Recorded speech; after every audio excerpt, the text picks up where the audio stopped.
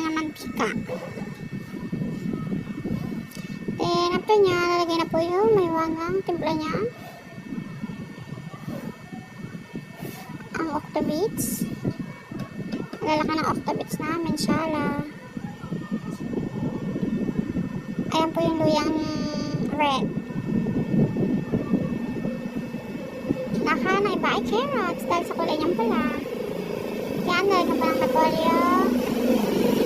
Tapos, papatungan na syempre para bumalo. Hindi yan kasi magbumukhang bilog kung hindi palalagyan. Yan nga. Tcharan! Ayun po yung voice effect natin. Charis! Madali siya kasi hindi mapapasok to sa Facebook pag mabagal. Ayun ang anak ko.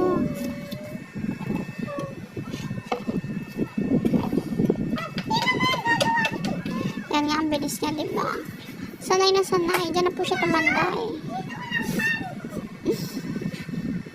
Yan. Yan nililipat niya para mas maluto.